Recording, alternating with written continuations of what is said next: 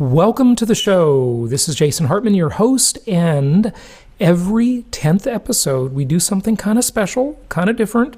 What we do is we go off topic. So regardless of which show it is on the Hartman Media Network, whether it be one of the financial shows, economics, real estate investing, travel, longevity, all of the other topics that we have, every 10th episode we go off topic and we explore something of general interest, something of general life success value. And so many of our listeners around the world in 164 countries have absolutely loved our 10th episode shows. So that's what we're going to do today. And let's go ahead and get to our guest with a special 10th episode show. And of course, on the next episode, we'll be back to our regular programming. Here we go. This show is produced by the Hartman Media Company. For more information and links to all our great podcasts, visit hartmanmedia.com. I'm in St. Augustine now. You know, if I had never worked for you and had that wonderful experience and gotten to know you, buying this investment property was life-changing. It has not only been very profitable, but it's a wonderful place for our family. And I'm here right now and just thinking about and wanted to thank you for that. Welcome to the Creating Wealth Show with Jason Hartman. You're about to learn a new slant on investing, some exciting techniques, and fresh new approaches to the world's most historically proven asset class that will enable you to create more wealth and freedom than you ever thought possible. Jason is a genuine self-made multimillionaire who's actually been there and done it. He's a successful investor, lender, developer, and entrepreneur who's owned properties in 11 states, had hundreds of tenants, and been involved in thousands of real estate transactions. This program will help you follow in Jason's footsteps on the road to your financial independence day. You really can do it. And now, here's your host, Jason Hartman, with the complete solution for real estate investors. It is my pleasure to welcome Roman Bystrionyk to the show. He is an author and a researcher, the author of Dissolving Illusions, which is what we're going to primarily talk about today. We're going to talk about the history of disease, vaccines, and health. He's also the author of a couple of other very interesting books as well. We might touch on those. Roman, welcome. How are you? I'm doing great. How are you? Good. It's good to have you. Where are you located? Connecticut, United States. Fantastic. Or it's hot as heck. Yeah. Hey, I'm in Florida. It's even worse. Oh, yeah. So tell us a little bit about your thesis for Dissolving Illusions, if you would. Well, I started looking into vaccines almost by accident because I had kids at the time, young kids, and I wanted to know a little bit more about it. And I had heard some things about autism and neurological damage. And so I was picking up books and reading things, and I came across a chart in one of these books that showed a massive decline in mortality in measles before there was a vaccine. And that kind of made me go, that can't be true. This guy's full of it, really. I didn't think it was real, but curiosity got the better of me. I went to a local library and I found an almanac.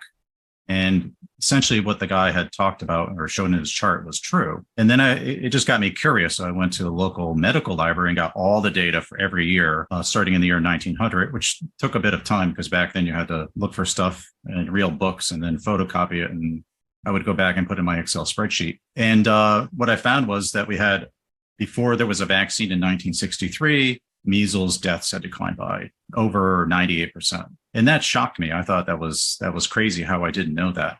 Because if you've taken care of mortality rate by 98%, it's, why did we start vaccinating? Why don't I know this? And what caused that 98% decrease? Why couldn't we just do more of whatever we had already done and just basically taking care of the problem without introducing a whole new scheme to take care of things? So that was my thinking at the time. So the producers of the vaccines and a lot of others would say, well, the vaccine solved the problem. Are you saying that wasn't the Well, yeah, I think we'll just skip over to the slides that show the data, right? You can skip some of these things. Sure. So here's the one in the green. That shows the decline in mortality rate for the disease of measles in the United States. They started gathering data in 1900. And by 1963, when they came up with the first measles vaccine, the mortality rate is virtually near zero. It had fallen by 98%. This data is United States vital statistics data. This is official government data. There is no better data on the planet for the United States. And you can go to this publication and you see the exact same chart I created many years later after this publication came out. This is back in the 1960s.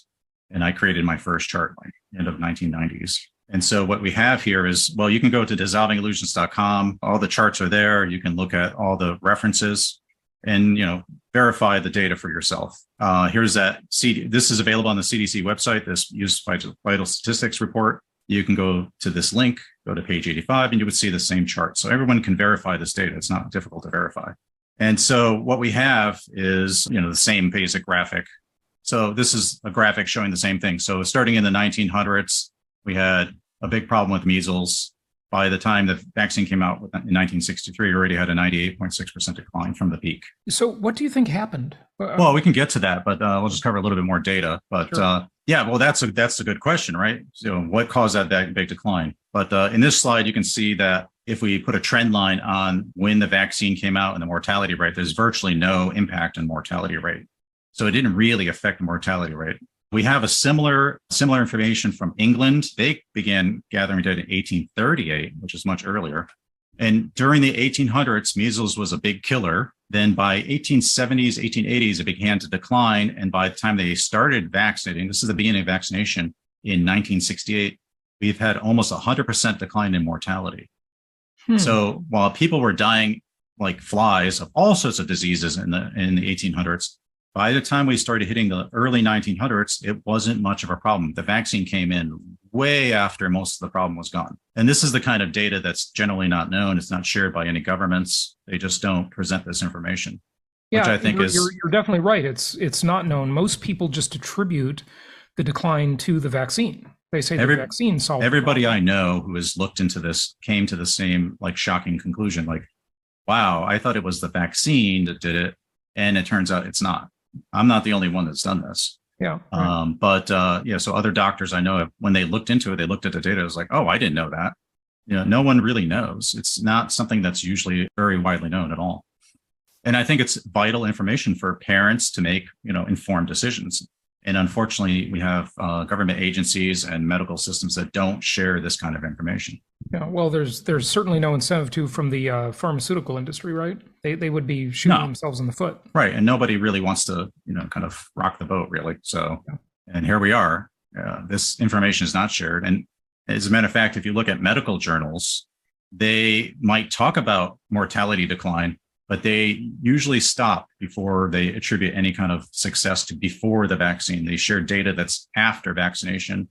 And so they give all the credit to vaccination. So it's not surprising that doctors and nurses and the public in general think that vaccines did it when it's not really true at all. So are you going to speculate for us at least on what did it? Or do you know? Yeah, sure. We can do that. So here's another trend line that shows that, the mortality rate wasn't really influenced by the vaccine at all.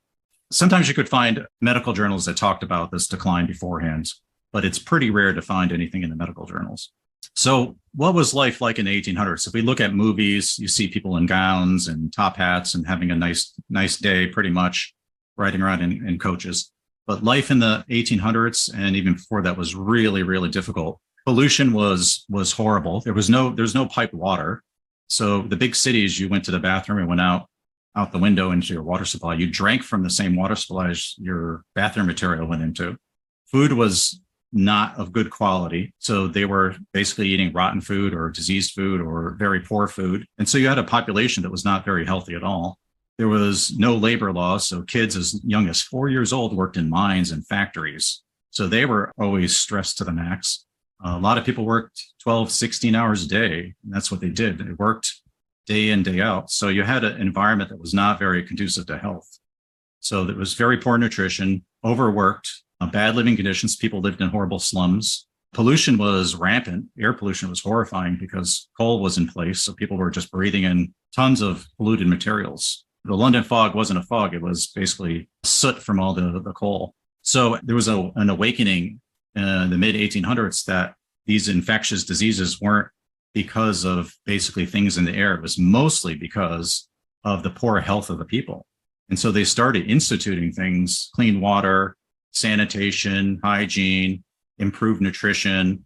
They started putting in labor laws. And then we had a revolution in science with electricity, which gave us first ice boxes and refrigerators, and all the things that we think are just normal part of life were not in existence, and they slowly came in place. As they did, and as the population got healthier, all these diseases collapsed as far as mortality rate, including smallpox. Right. Smallpox also fell off a cliff and became basically a mild disease by the mid-1900s. So maybe what happened here is just because of these general unhealthy living conditions in so many ways, people were immune compromised. They were just likely to pick up diseases because of the contaminated water and so on and so forth, right? Yeah. Yeah. So, right. I agree with that. Half of children died very young. You just didn't live to be old. That's why they had big families generally. Yep. So even in the 1700s, people were dying mostly at childhood before the age of 5 from a variety of different conditions. Yeah. And it's interesting because most people think life expectancy has increased a whole bunch, and that's really not quite true. What's happened is it's the absence of death that has changed. People lived just as long as they do now a long time ago. There are many examples of that. Stradivarius, for example, lived a very long life. Many others did. It was just the absence of getting a disease, right? Or getting in an accident. One half of the deaths were in children under 5 years old in London. So we have statistics from London that show that over the 16 to the 1700s. The national statistics started in 1838, but we have the London statistics. And what you can see is half the deaths were in children. And then if you made it past that, people lived into their 60s, 70s, and some made it into 80s, 90s, even 100. Sure. It was less than it is today, but it was still a significant number. Okay, so, and I don't know if you've got research on this, but I'd love to at least get your comment on it. Let's fast forward now into a later era where things got better in terms of standard of living in so many ways. And let's talk about polio, because now we're in much more recent history.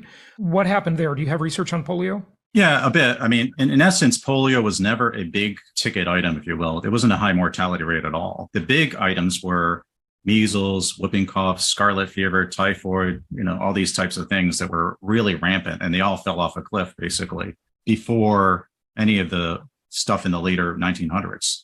So polio was never a big ticket item.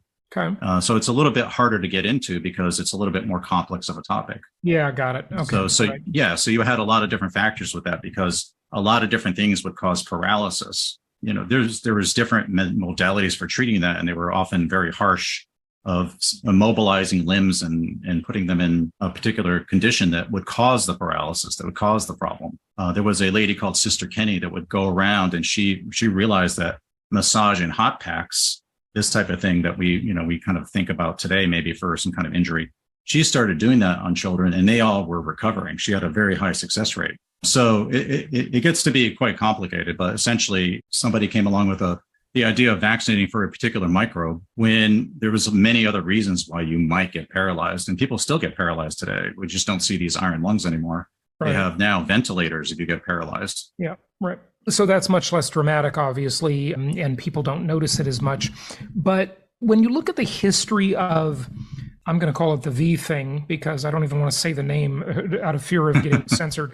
But when you look at the history of it, is this true in most cases with most Vs that they really came about as the disease itself was essentially a non-issue? Yeah, the only exception is the original vaccine, which is smallpox. So here we have like pertussis, which is whooping cough. You could see it declining over time by over 92%. They came out with a vaccine in the late 40s. No real impact on the mortality trends. Again, we have better data in England because they started earlier. And this is the same pattern. We have high death rates until the 1870s, 1880s, decline until we were down almost 100% before they started national use of the vaccine.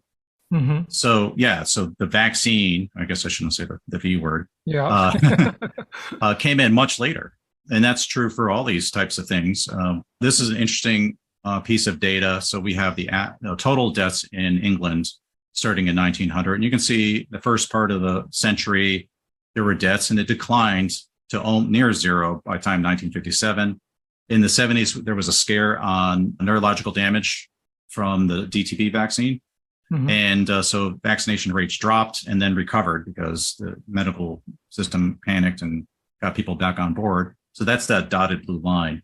So when there was a dip in the coverage rate, there was no big spike up in deaths. So it didn't really change the death rate at all.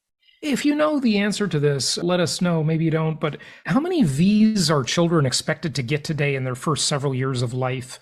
When I was a kid, there weren't that many. From what I understand from parents today, they're just expected to get so many of these. Yeah. I really don't have the current statistics, but it is a huge number.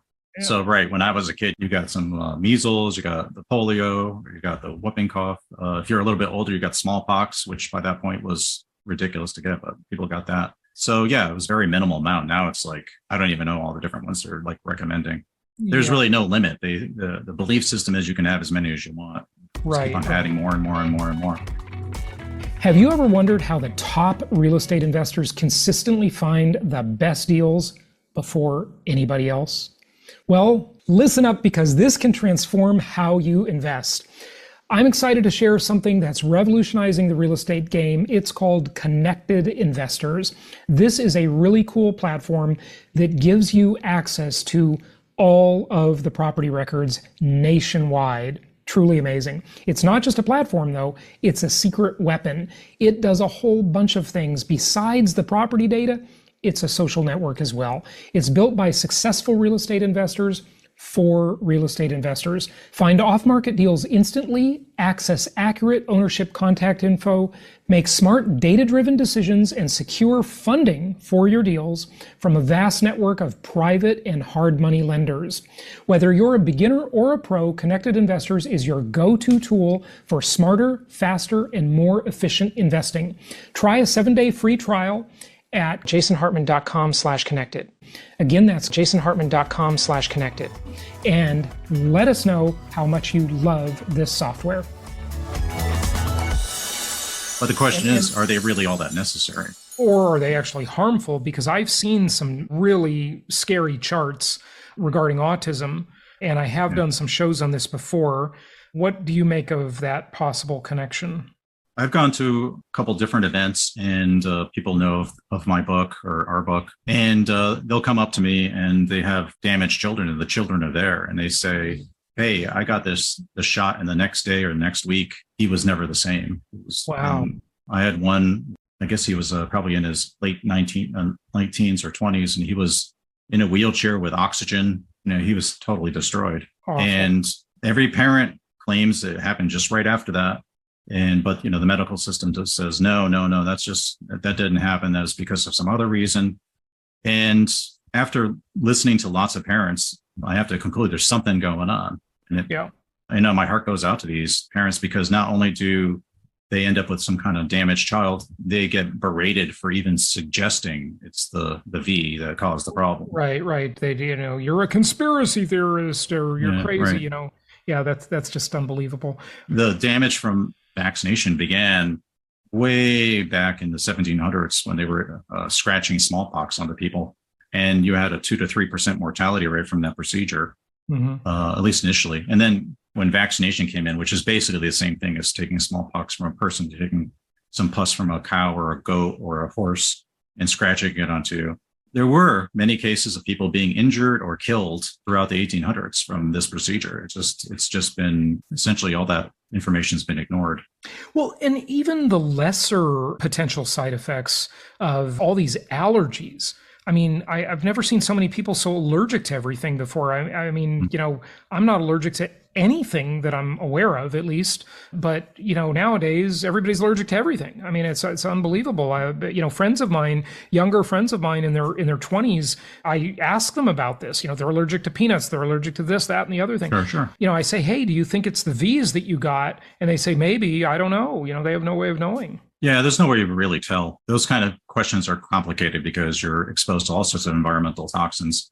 I know of one person who didn't get any vaccines, but they were, and neither did the mom. Well, the mom got some earlier, but anyway, they had some serious autism challenges. They're a lot better now. They've recovered to a large degree, but they didn't really have any vaccines at all. So it's more than just that. Sure. Although I think there's probably a certain number of connections, but they're never looked for because the assumption even starting in really 1798, that this is a perfectly safe procedure and nothing bad ever happens. And that's how it was promoted. And it's been promoted that way for over 200 years now.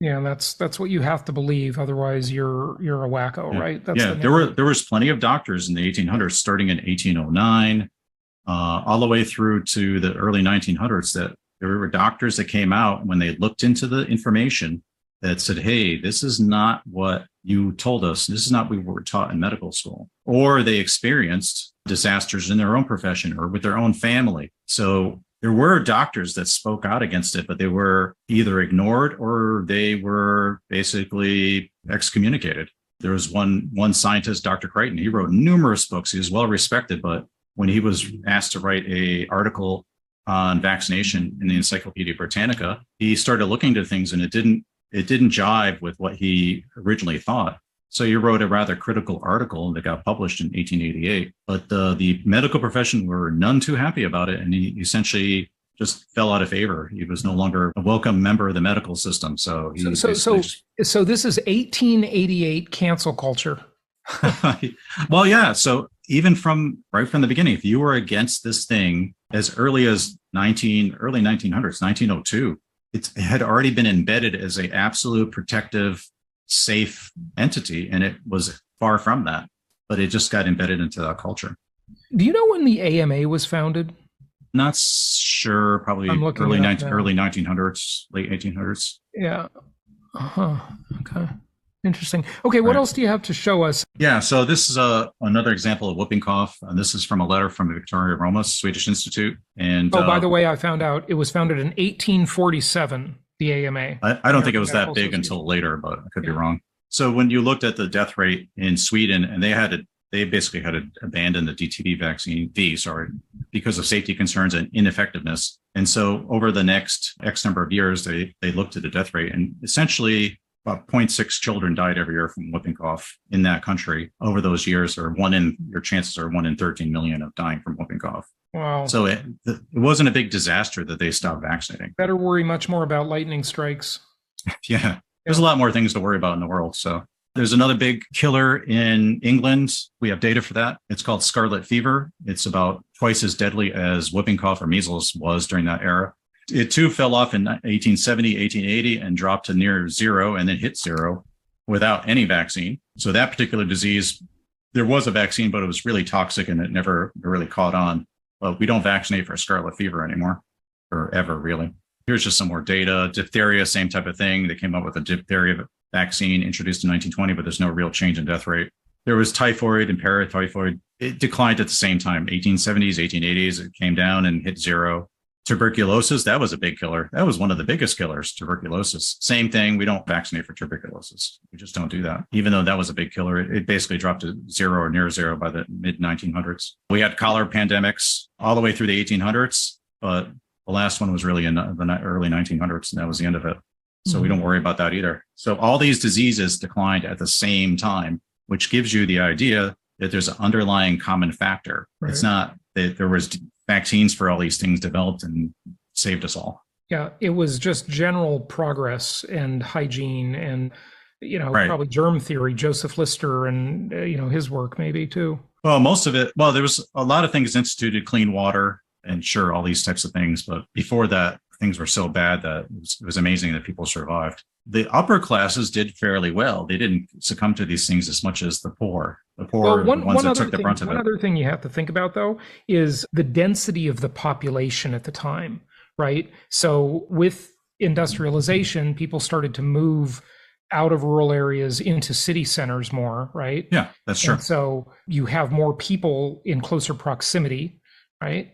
And so I don't think it's so much the proximity as that you had dense populations and you would be in populations that were sharing water and, you would be in the hovel with maybe 10, 20, 30 people in a room, right? That you're basically on the verge of starvation in some cases, not eating properly. And where did you go to the bathroom? You had to go somewhere. You went out the window and you were drinking from that. If somebody died from something, what were you going to do? You would leave the body there. You would leave the body in the room. Yeah. You didn't have to scrape some pennies together to go bury the body. This was a very difficult time for a lot of people. Mm-hmm. So yeah, sure. It's not just the density. It's that the people were so unhealthy and overworked and malnourished that was a real principal problem of getting all sorts of different problems. Right, but that density created the shared water, the sewer problems, and all of that stuff. That's what I'm saying. The air, the air pollution. If you lived in a yeah. rural area, you weren't close to all of that. The waste was in a much bigger environment. If you were on a farm, you were in a much better shape. Right. Of course, everybody had their challenges because you didn't have electricity, you didn't have all these things. So you had to work through these things. You had to be wise. You could just like run to the store and get some food. Right. Okay. What else do you want to share with us? So, same thing happened with the flu. So starting in 1900, the death rate was about 200. It dropped down to around under 50. By the time the flu vaccine came down, the death rate had dropped by 90%. So it's same kind of thing, but it was still around. But then we started vaccinating. The dotted blue line shows vaccination coverage rates. They went up. They were about 60 or 70. The other line shows you the death rate, and really the death rate went up and then came back down. It's basically the same as it was back in the 1970s. It hasn't been improved. So we're vaccinating for the flu every year, but we're not really improving the death rate. It's not really doing what it's purported to do. And this is just a little picture. This is from the 1940s, that picture of kids looking healthy. And they recognized in Life magazine that these things, measles, scarlet fever, diphtheria, are just going down in a way, and we can expect them to be completely gone. We don't have to worry about them anymore. They're not part of the mortality statistics anymore. So that was well recognized by that point. Yeah. Well, I'd rather, without even saying the words, just bring this to present day and talk about the CV. Yeah. When we talk about current types of problems that are happening, right, we have to ask ourselves, if we know history, we know that all these so-called infectious diseases declined to zero or near zero without any medical intervention. That includes the V's and other things. Most of the decline happened because of sewers, fresh water, proper hygiene, nutrition. In comes the flush toilet, electricity, public waterworks. All these things came together. Child labor laws. Instead of going to a mine or a factory to work, you went to school. And maybe people don't like schools today because of this reason, that reason, but that was a far better thing to do than working in a factory. 12 hours a day, abused, poor food. So all those things changed. That's the key. That's the key that we missed. It's, in my opinion, the world's greatest health revolution that we forgot about. Yeah, because we've been obsessed with medical solutions for health problems instead of focusing on our health. Right. Yeah, I get your thesis and I agree with it. But again, the thing that we went through the last couple of years and the V there, do you have anything to say about that? Or is that? Well, I haven't looked into it, but just in a nutshell, if it's never really done anything positive throughout history, it's not the big thing that solved the problems, then why are we doing that thing again? And I think it's mostly about belief system. It's about that and profits. This belief system's been around for 300 years. This idea of making you sick to keep you healthy has been around a long time. And it's just basically embedded into the medical culture. It's embedded into our culture, but it's not the way to really handle problems. So I was out during the recent few years when nobody was out. I was out helping homeless people because they were all abandoned. So I was meeting with homeless people. I got them some food, and I would do this quite often. They weren't wearing anything on their face. They were not the healthiest bunch because they have to struggle to stay alive, but none of them, as far as I know, became ill. None of them died. I didn't get anything. I didn't die. And we were out all the time. They were out all the time. I was out some of the time because I'm fortunate I have a home. So I wasn't worried about it because I knew the history that it's about your health and it's not about a particular microbe swooping down and killing you. That's basically a fantasy. The whole idea, even Florence Nightingale said this in the 1800s. She said that this whole doctrine of contagion is for the weak-minded. It's not a very smart contagion. She wanted the doctors to teach people to care about their health, not worry about these contagion ideas. She recognized that it's about the person's health, not about some other thing that's a single thing causing a single issue. She thought that was not a very smart thing. It's really shocking to me that we equate doctors and the medical establishment with health. People ask their doctor about this and that, and the doctor gets almost no training on health-oriented things. Their profession by nature is a reactive profession.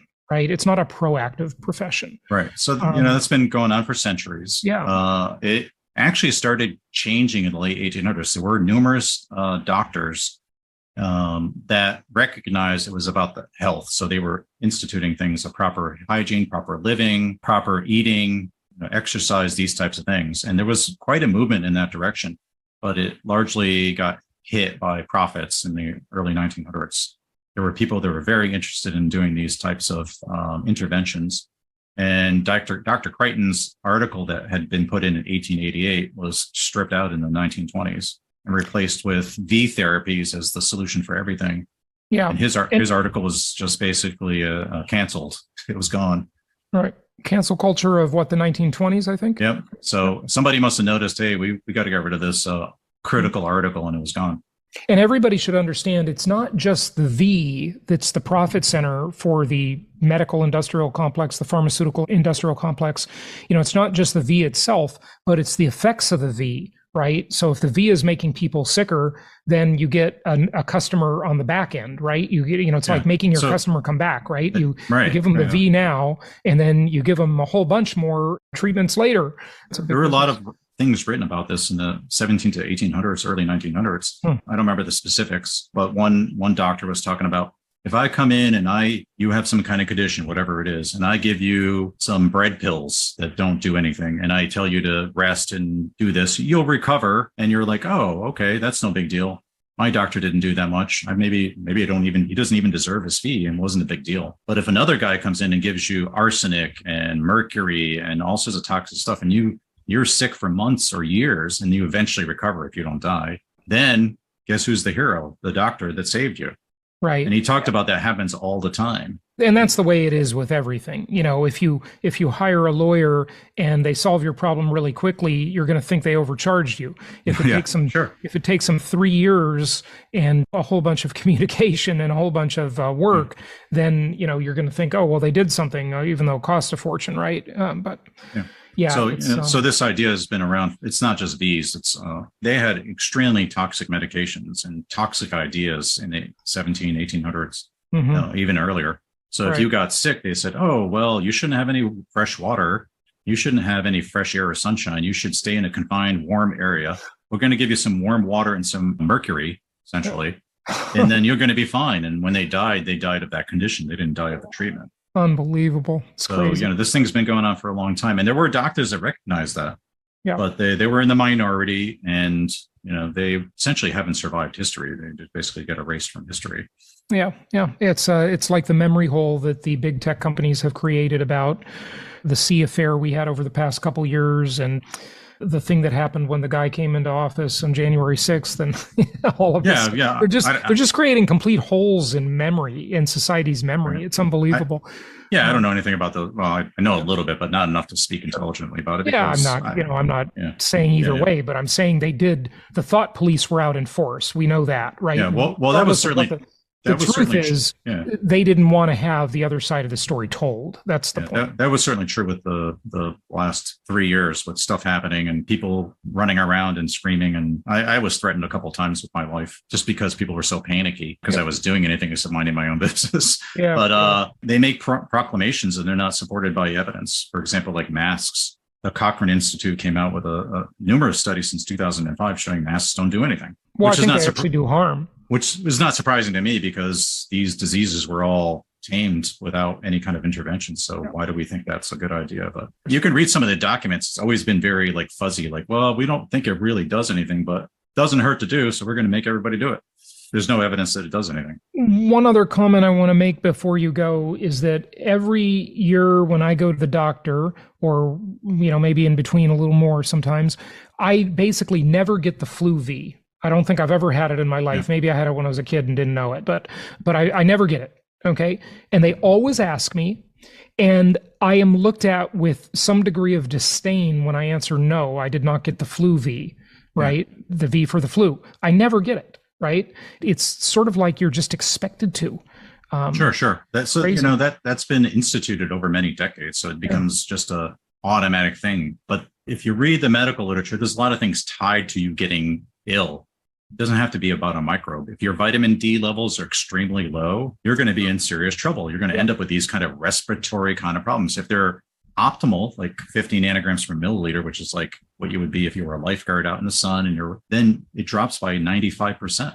Sure. But instead, we're obsessed with the V word because it's been indoctrinated into us for centuries. So it has. Well, give out your website. Tell people where they can find out more, Roman. Go to dissolvingillusions.com. It's got some free chapters. It's got all the charts. It's got all the references so you can look things up. The email address is there. Send me an email if you have a question. If you want more information, documents, anything, I'll be happy to help anybody. All right, Roman, thanks for joining us. Thank you for having me. Thank you so much for listening. Please be sure to subscribe so that you don't miss any episodes. Be sure to check out the show's specific website and our general website, hartmanmedia.com, for appropriate disclaimers and terms of service. Remember that guest opinions are their own, and if you require specific legal or tax advice or advice in any other specialized area, please consult an appropriate professional. And we also very much appreciate you reviewing the show. Please go to iTunes or Stitcher Radio or whatever platform you're using and write a review for the show. We would very much appreciate that. And be sure to make it official and subscribe so you do not miss any episodes. We look forward to seeing you on the next episode.